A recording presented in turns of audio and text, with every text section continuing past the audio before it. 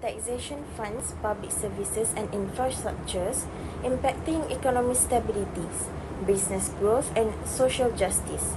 Effective tax strategies promote investment and equitable resources distributions. Tax policies influence global trade, investment, and multinational companies' location decisions. They also affect consumer spending and economic growth. By studying this national tax system, provide insight into efficient tax structures and the challenges government face in balancing revenue, growth, and equity. Global collaboration led by some organizations is essential in tempering international tax issues like avoidance and evasion. On 1 September 2018, Malaysia replaced the Good and Service Tax (GST) with the Sales and Service Tax (SST) to reduce living costs and fulfill a key government's promise. Effective 1 March 2024, the service tax rate increased from 6% to 8%. So this new rate applies the most taxable service, including import taxable service and digital service provided by foreign registered person. Adjustments are required for payment made before and after 1 March 2024. Debit note will be issued to customer for the remaining payment to reflect the new 8% tax rate. The 2024 amendment also expand the scope of taxable service. So, new taxable categories include accommodation, food premise, and logistic. Additionally, certain exemptions have been eliminated and services like management and telecommunications have been reorganized for better tax compliance. These changes aim to ease consumer tax burden, simplify business compliance, and foster a fairer economic environment.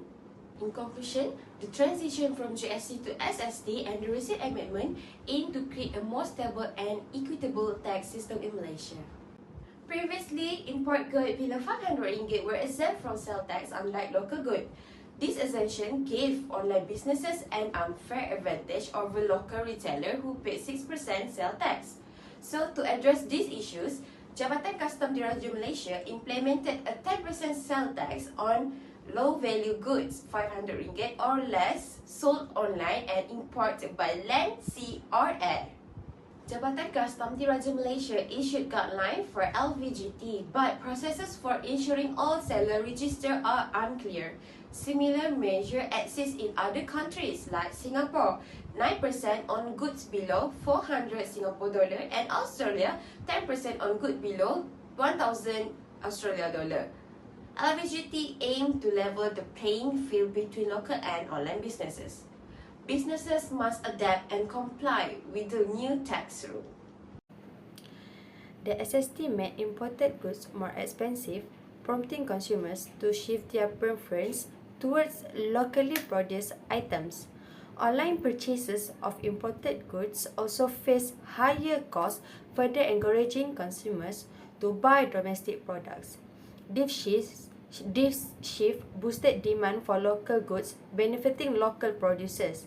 The increased demand for local products provided a significant advantage to domestic producers, potentially leading to job creation and economic growth. However, businesses had to adapt to new SST compliance requirements impacting their accounting and reporting methods. In Malaysia, small and medium enterprise, which is SMEs, are taxed at 17% on initial taxable income, while larger companies face a 24% tax rate.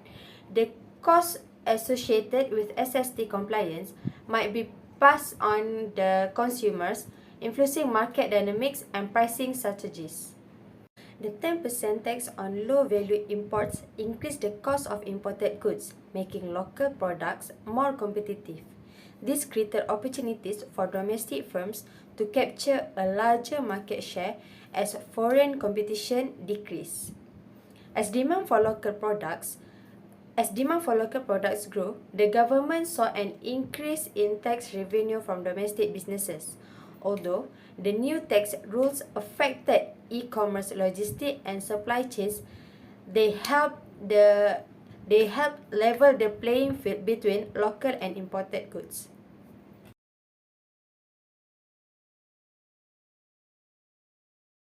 To ensure that local business can compete fairly with online or overseas suppliers, as well as in an effort to give the GST equivalent treatment to goods and services consumed locally, consumer in Singapore will need to pay 8% GST on purchases of low-value goods and non-digital services from 1st January 2023 as proposed in Budget 2021. In Budget 2021, the government proposed that from 1 January 2023, consumers will have to bear the GST on the acquisition of low-value goods, which are supplied by GST-registered supplier and import through air or post to Singapore.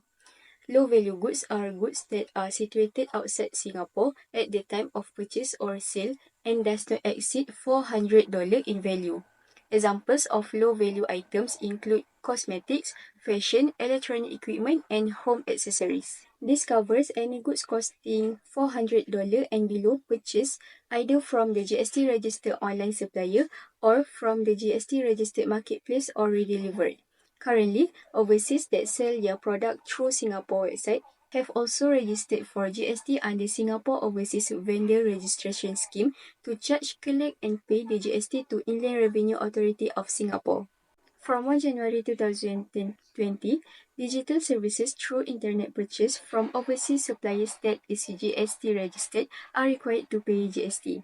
Digital services are called such because they are delivered electronically, whether through the use of the internet or any other form of electronic network. Examples include software and application subscription fees, music streaming services, ebook and mobile games. So I will present about Australia practices of GST low value import goods.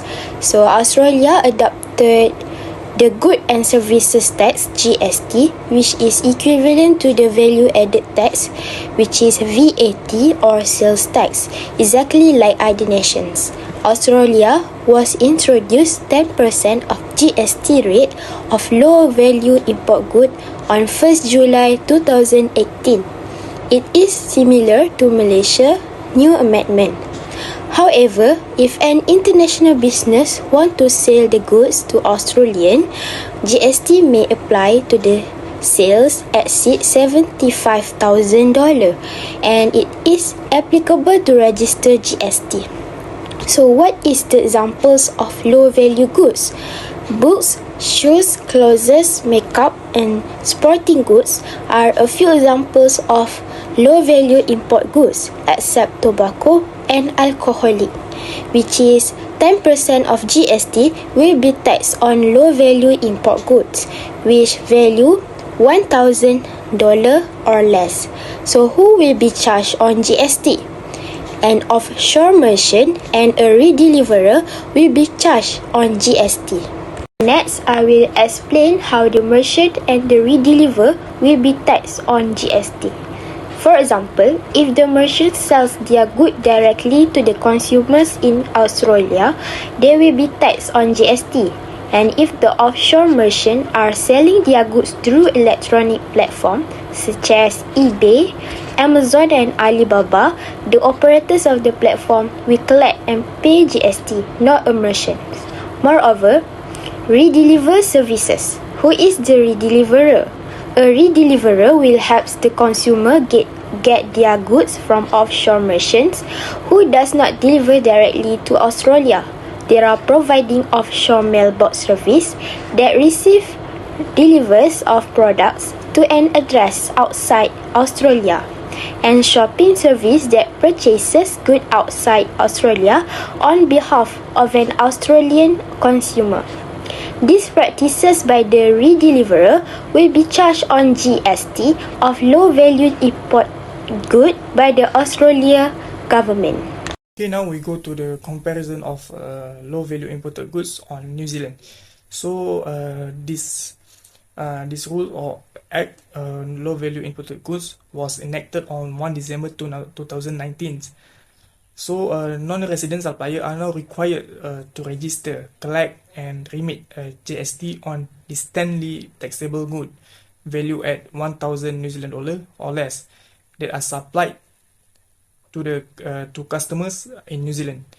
So distantly taxable good refer to the imported items with an estimate custom value of 1,000 New Zealand dollars or less. So this rules applies when the goods are located outside New Zealand in a time of sales and are delivered to the to an address in New Zealand.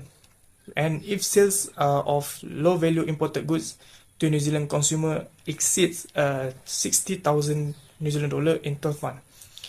So we go to according to the research paper, the New Zealand Treasury estimate that the new legislation or the new act of low value imported tax goods would raise 218 million New Zealand dollars over 4 years, with 87 million New Zealand dollars expected in 2021 and 2022 fiscal year.